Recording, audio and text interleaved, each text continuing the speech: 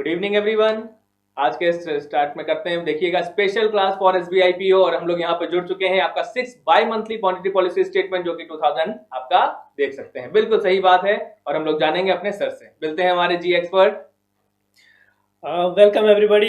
Welcome to the show. A 6 bi-monthly monetary policy statement 2016-17 किस तरीके से आपके लिए इम्पोर्टेंट है, कैसे आपके काम आने वाला है, क्योंकि देखिए स्टेट बैंक ऑफ इंडिया की तैयारी अब करना कई बच्चे शुरू कर दिए हैं और हम भी आपको तैयार करने के लिए बिल्कुल तैयार हैं। आज डिस्कशन बस ये होगा कि ये जो by monthly monetary policy statement आया है इसमें क्या हुआ और क्यों ऐसा हुआ और अगला बाई मंथली मॉनेटरी पॉलिसी कब आने की संभावना है और क्या क्या सवाल आपके लिए बन सकते हैं। तो इसी पे हम लोग अपने डिस्कशन को आगे बढ़ाएंगे। बिल्कुल सर। तो सर क्या आपको दिख रहा है कि अभी स्टेटमेंट जो आया हमारे पास, स्टेटमेंट में साफ साफ लिखा हुआ है कि कोई भी रेट अनचेंज, मतलब कोई भी रेट को चेंज नहीं किया गया है। बिल्कुल बिल्कुल बिल्कुल। तो ये नहीं चेंज करने का मतलब मैं थोड़ा सा समय लेकर बता दूं, अगर रेट चेंज नहीं हुए हैं इसका मतलब ये है कि आपका जो रेपो रेट है, रिवर्स रेपो रेट है और उससे संबंधित MSF, bank rate, everything is same, they are not change, उनमें कोई बदलाव नहीं आया है। Exactly. तो फिर एक बार आपको मैं बता दूं कि जो मार्जिनल स्टैंडिंग फैसिलिटी और बैंक रेट 6.75 था वो अब भी 6.75 ही बना रहेगा और जो आपका रेपो रेट जो 6.25 था वो अब भी 6.25 ही बना रहेगा और साथ ही साथ 5.75 पे आपके रिवर्स रेपो रेट को होल्ड किया गया है। तो सर अगर ये चेंजेस नहीं हुए तो what are the possibilities that you can see और क्यों ऐसा हो सकता है? बिल्कुल सर, अगर बात करें पॉसिबिलिटीज की, यहाँ पे सबसे इंपॉर्टेंट स्टेप देखिए स्टूडेंट्स क्या लिया गया है, कोई चेंज नहीं आया है। और अगर कोई चेंज नहीं आया इसका मतलब हमारी economy well and good condition में है। बिल्कुल सही। अब कैसे वेल एंड गुड कंडीशन में, कई लोगों का स्ट्राइक करेगा माइंड में कि सर अभी डीवैल्यूएशन हुआ था, अभी आपका डीमोनेटाइजेशन हुआ था और डीमोनेटाइजेशन होने की वजह से हमारी इकोनॉमी में थोड़ा सा स्लो डाउन देखने को मिला है। बिल्कुल सही बात है, स्लो डाउन देखने को मिला है, लेकिन उसके बावजूद हालांकि हमारा जीडीपी जो प्रोजेक्शन है, चाहे वो आरबीआई ने किया चाहे वर्ल्ड बैंक ने किया, सबने अपने प्रीवियस प्रोजेक्शन से हमें काफी कमी प्रोवाइड करी है। फॉर एग्जांपल अगर बात करें इससे पहले आरबीआई की ही बात करें तो 7.8% का प्रोजेक्शन किया गया था जीडीपी में और इस बार उन्होंने इसको कट करके कितना कर दिया है, 7.0% कर दिया है। हालांकि जीडीपी में काफी स्लो डाउन आया है लेकिन उसके बाद भी कोई रेट चेंज नहीं किए गए हैं। एक आपको मेन इंपॉर्टेंट बात आपको ये बताना चाहूंगा, कारण इसके पीछे सबसे बड़ा ये देखिए, यहाँ पे एक होता है फेड रेट्स, फेडरल रेट्स होते हैं जो कि अमेरिका में आपके होते हैं, उसमें भी इस बार कोई चेंज नहीं आया है और वो भी 0.50 से लेकर 0.75 की विंडो में बरकरार रखे गए हैं। तो इसना अब यहाँ पे देखिए दो इंपॉर्टेंट बात आ जाती है, एक हमारे देश के पॉलिसी रेट्स और एक उनके देश के पॉलिसी रेट्स। हमारे देश के पॉलिसी रेट्स और उनके देश में पॉलिसी रेट्स में एक बहुत बड़ा फर्क है। फर्क क्या है आपको बता दूं आपको कि यहाँ पे हमारे पॉलिसी रेट्स का मतलब होता है, यहाँ पे रेपो और रिवर्स रेपो की मेनली बात करी जाती है। रेपो में सभी जानते हैं कमर्शियल बैंक्स आरबीआई से लोन लेती हैं, इसका मतलब यहाँ पे लेंडिंग रेट की बात हो रही है। अगर रेट में कमी आती है इसका मतलब लेंडिंग रेट में कमी आ रही है या फिर लोन सस्ते मिल रहे हैं, तो कहीं ना कहीं उसका असर आपको इकोनॉमी में देखने को पड़ता है। ठीक इसका एडवर्स होता है रिवर्स रेपो, जिसमें आपके पास जो भी मतलब कमर्शियल बैंक के पास जो भी सरप्लस इनकम होती है वो अपनी डिपॉजिट करती है आरबीआई के पास और उसी सरप्लस इनकम पर आरबीआई इनको क्या प्रोवाइड करती है, एज ए इंटरेस्ट प्रोवाइड करती है। देखिए यहाँ पे जब बात होती है पॉलिसी रेट्स की, इंडिया में बात होती है किसकी, रेपो रेट की। सिमिलरली जब बात होती है फेड रेट्स की तो वहां पे वो एक्चुअली डिपॉजिट रेट्स हैं। बिल्कुल सही। यहाँ पे देखिए, यहाँ पे लेंडिंग रेट्स की बात हो रही है, वहां पे डिपॉजिट रेट की बात हो गई है। इसीलिए अगर हमारे देश में लेंडिंग रेट्स क्या किए जाते हैं, कम किए जाते हैं, इसका मतलब ज्यादा से ज्यादा लिक्विडिटी मार्केट में इंजेक्ट करने की बात करी जा रही है और ज्यादा से ज्यादा मार्केट में लिक्विडिटी इंजेक्ट होगी तो लोगों के पास ज्यादा पैसा आएगा और ज्यादा पैसा आने में एक प्रॉब्लम यह आती है कि कहीं ना कहीं जो इंडिया का मनी है वो दूसरे देश में पार्क तो नहीं हो रहा है, क्योंकि अगर हमारे देश में आपके पॉलिसी रेट्स कम हुए और दूसरे देश में अगर हम फेड रेट्स की बात करें वहां पे फेड रेट्स में क्या हुआ, इंक्रीमेंट हुआ, इसका मतलब वहां पे जो आप डिपॉजिट करेंगे जितना ज्यादा पैसा उतना ही उनको फायदा होगा। तो हमारे देश का जो पैसा है वो दूसरे देश में पार्क तो नहीं हो रहा है, लेकिन बिल्कुल आपको हमने कुछ अपने प्रीवियस सेशंस में बता दिया था कि फेड रेट्स में कोई चेंज नहीं आया है और हमारे देश में जो इस बार की मॉनेटरी पॉलिसी आई, जो कि इस बार की 6 बाई मॉनेटरी पॉलिसी है, इसमें भी किसी तरह का चेंज नहीं आया है, सारे रेट्स एज इट इज बराबर है। बाकी इसके बारे में डिटेल में जानेंगे हमारे सर से।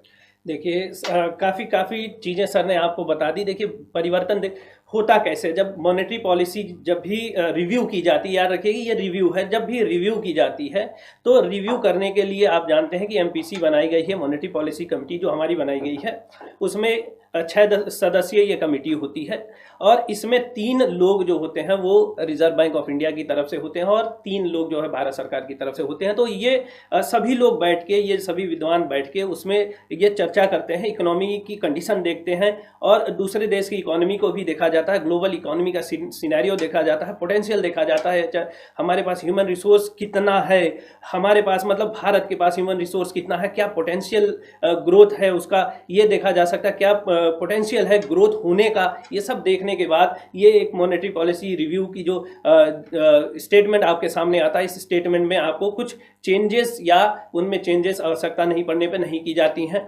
देखिए बहुत सीधी सी चीज़ है, जब मॉनेटरी पॉलिसी कमेटी ने ये रिव्यू किया था तो इस रिव्यू को पर इस स्टेटमेंट को लाने पे एक सहमति बनाने के लिए यहाँ पर अगर आप जानना चाहेंगे तो 6 के 6 लोगों ने इसके फेवर में वोट किया था, यानी the monetary policy committee was 100% they are supporting this statement. वो कह रहे हैं कि हम इसके साथ हैं और उन्होंने माना कि हमें कोई भी पॉलिसी चेंज करने की आवश्यकता नहीं है क्योंकि सिनेरियो अभी जो है वो स्टेबल है और इकोनॉमी डिमोनेटाइजेशन जैसा सर ने बताया कि वो बाहर आ चुकी है और अब हम लोग वापस अपने पेस को पाने की कोशिश कर रहे हैं। हालांकि मॉनेटरी पॉलिसी कमेटी ने अपने जो एक असेसमेंट रिपोर्ट जो दी होगी, जो आपने जब आप RBI की साइट पे जाएंगे तो वहाँ पे सबसे ऊपर एक लिंक आपको मिलेगा जहाँ से ये स्टेटमेंट आप डाउनलोड कर सकते हैं। उस स्टेटमेंट में साफ साफ कहा गया है कि CSO ने अपने जो ग्रोथ की पोटेंशियल दिखाई थी जो इंडियन इकोनॉमी के लिए, उसने रिवाइज कर दिया, जो 7.8 था उसको 7% पर ला दिया।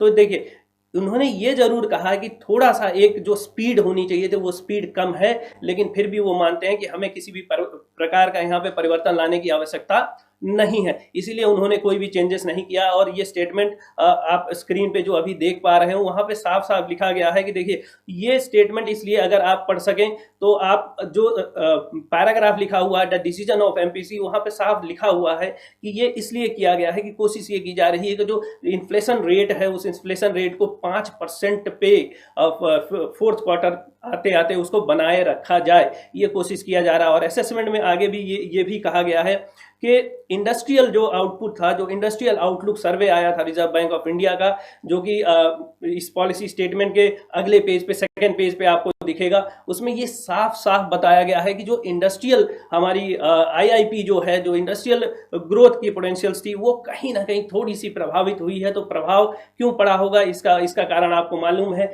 डिमोनेटाइजेशन की वजह से कहीं ना कहीं थोड़ी सी कैश क्रंच यानी करेंसी की कमी इकोनॉमी में हुई थी, जिसकी वजह से ये जो ग्रोथ के जो साइकिल चल रहा था, जो हमारी इंडस्ट्रीज थी, उन पे थोड़ा सा प्रभाव इसका पड़ा था,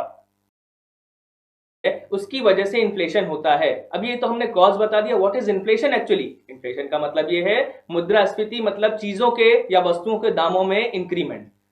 increase in the value of goods and services is known as inflation. In short, बस और कुछ भी नहीं, ज्यादा कंफ्यूजन मत करिए। अगर चीजों के दामों में बढ़ोतरी हो रही है तो वो आपकी मुद्रास्फीति को दर्शाती है या फिर कहें इन्फ्लेशन को शो करती है।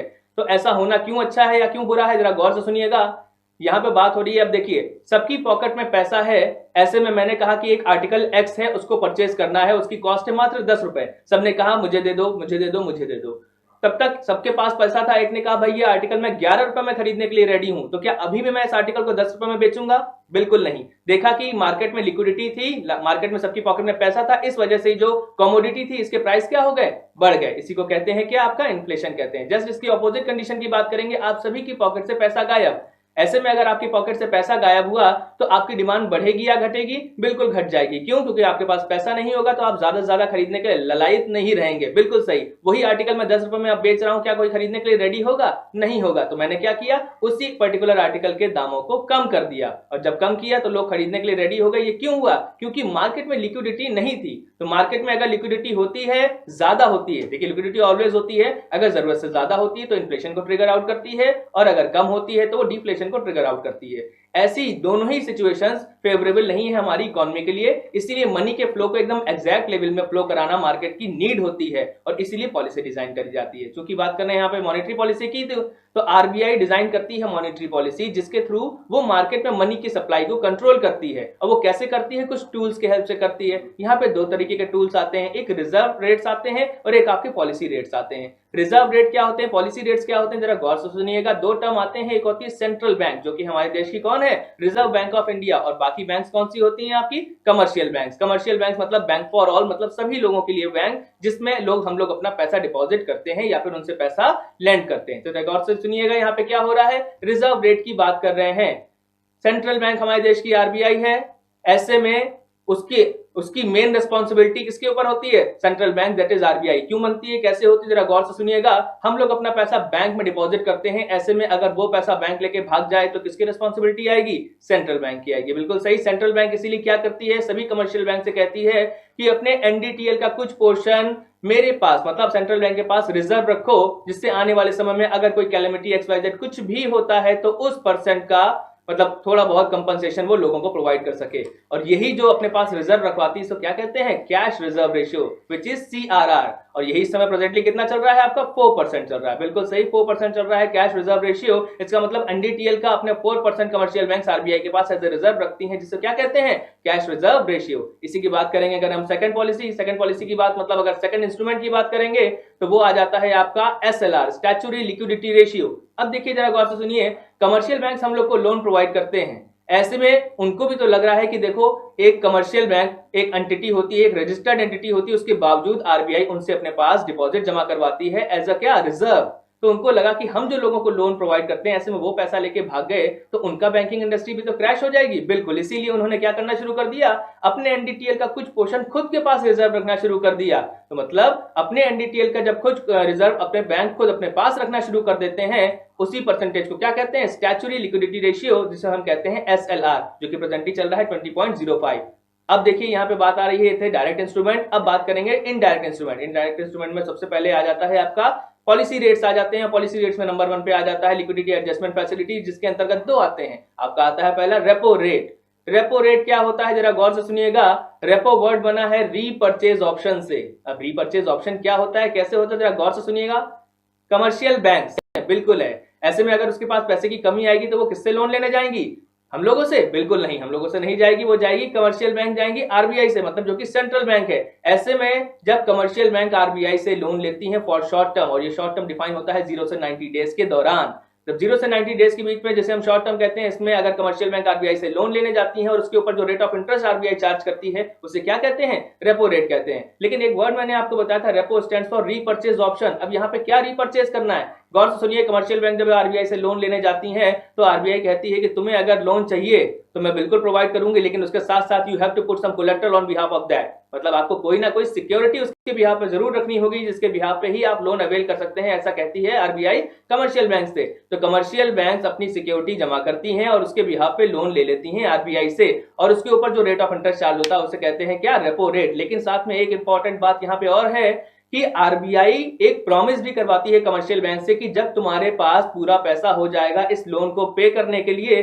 तब तुम ये सिक्योरिटीज वापस हमसे रीपर्चेज कर ले जाओगे, मतलब दोबारा हमसे खरीद ले जाओगे। इसका है रेपो रेट कहते हैं। और इस समय कितना चल रहा है, वो 6.25% चल रहा है, बिल्कुल। और इसी का जस्ट अपोजिट आ जाता है रिवर्स रेपो रेट। अब रिवर्स रेपो रेट देखिए नाम ही बता रहा है कि रेपो रेट, और रेपो रेट में क्या होता है, कमर्शियल बैंक आरबीआई से लोन लेते हैं, और जस्ट इसी में अपोजिट क्या होगा, इस बार आरबीआई क्या करेगी, कमर्शियल बैंक से लोन लेगी। लेकिन ये एक मिथ है स्टूडेंट्स, ये एक मिथ है, ऐसा बिल्कुल नहीं होता। आप खुद सोचिए, कमर्शियल बैंक, हमारा ही बैंक हमसे लोन लेने लगेगा तो फिर कैसे काम चलेगा। तो सेंट्रल बैंक देश से किसी से लोन नहीं लेती। यहाँ पे अगेन एक फैसिलिटी प्रोवाइड करती है सेंट्रल बैंक, किसे, कमर्शियल बैंक्स को, करती है कि अगर तुम्हारे पास सरप्लस इनकम होती है, तुम उस सरप्लस इनकम को आरबीआई के पास डिपॉजिट करो, और उसी सरप्लस इनकम के ऊपर तुम्हें वो एज अ इंटरेस्ट प्रोवाइड करेगी। जैसा कि हम लोग अपने बैंक में पैसा जमा करते हैं, डिपॉजिट करते हैं, उस पर हमें एडिशनल इनकम प्राप्त होती है एज ए इंटरेस्ट। बिल्कुल सही, वैसे ही आपकी आरबीआई प्रोवाइड करती है एक फैसिलिटी कमर्शियल बैंक को कि अगर उनके पास कोई क्या है, आपकी एक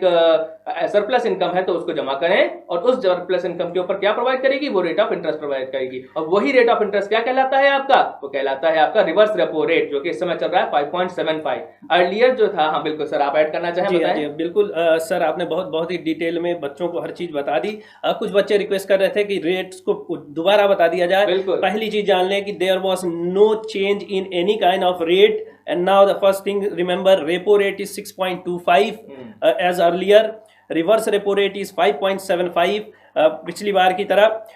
MSF और bank rate they are at 6.75। और जहां तक कुछ बच्चे ये पूछ रहे हैं कि सर CRR और एज अर्लियर, कुछ चीजें और आप जान लीजिए इसमें जो आपके जानने के लायक है। RBI ने, जब ये मॉनेटरी पॉलिसी कमेटी ने ये साफ साफ कह दिया है कि वो ग्रोथ को 2016 और 17 के ग्रोथ को प्रोजेक्ट कर रही है 6.9%।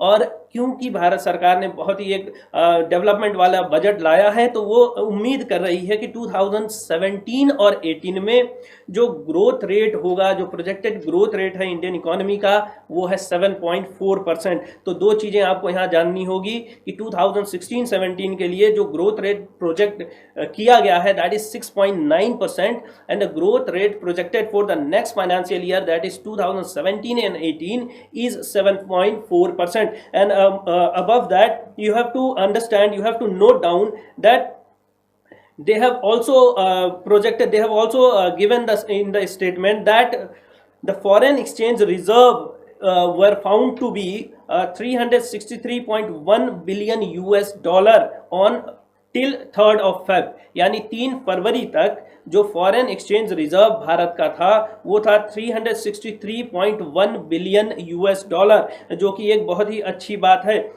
Foreign exchange exam point of view से इंपॉर्टेंट है और आने की संभावना बनती है, इसलिए keep on revising this things, keep on watching this video. और इससे अधिक और इससे कुछ और रिलेटेड चीजें बताने के लिए सर आपको BCA में जरूर मिलेंगे। क्यों सर? बिल्कुल मिलेंगे, लेकिन मैं साथ में एक दो टर्म्स और बताना चाहूंगा। एक स्टूडेंट का कमेंट भी आया है, व्हाट इज इंक्रीमेंटल CRR। देखिए, इंक्रीमेंटल CRR की बात करें, 8 नवंबर लोगों ने अपना जो भी घर में पैसा था वो सरप्लस एकदम से डिपॉजिट करना शुरू कर दिया। तो RBI ने उसी चीज को देखा और 8 नवंबर से लेकर 12 नवंबर के दौरान जो भी पैसा डिपॉजिट हुआ, उस सारे पैसे को उन्होंने एज अ 100% CRR ट्रीट किया। मतलब वो था आपका इंक्रीमेंटल CRR। तो इस तरह के न्यू वर्ड जरूर इंट्रोड्यूस होते हैं और इससे मुखातिब होना आपका जरूरी है, क्योंकि कहीं ना कहीं इंटरव्यू की बात करें या बेसिक अगर एग्जामिनेशंस की बात करें तो इस तरह के न्यू टर्म जरूर पूछ लिए जाते हैं। बिल्कुल सर, बिल्कुल। और बच्चों को इतनी जानकारियां जो मिली हैं अभी फिलहाल इस हमारे छोटे से सेशन में, वो काफ़ी आपके लिए यूज़फुल होगा। पूरे जो पॉलिसी स्टेटमेंट की चीज़ें हमने बात की थी उसको 1-2 बार और देखिएगा, जरूर रिवाइज जरूर कीजिएगा। एक बार मैं फटाफट रिवाइज करा दूं स्टूडेंट्स को, एग्जाम पॉइंट ऑफ व्यू से क्या क्या चीजें इंपॉर्टेंट हो सकती हैं आपके अपकमिंग एग्जामिनेशंस के लिए, जरा नोट डाउन करना शुरू कर लीजिए। इन शॉर्ट कि अगर पॉलिसी रेट्स की बात करें तो कोई भी चेंजमेंट नहीं आया है, CRR एज इट इज 4% पे है, SLR आपका दोबारा से 0.50% पे मिनिमाइज हो गया है। और बात करेंगे MSF, marginal MSF stands for what, आप बताएं सर? Marginal standing facility. बिल्कुल, मार्जिनल स्टैंडिंग फैसिलिटी 6.7 की, वो भी बहुत by monthly policy. Much for being on the show, and your success is our success. Thank you very much.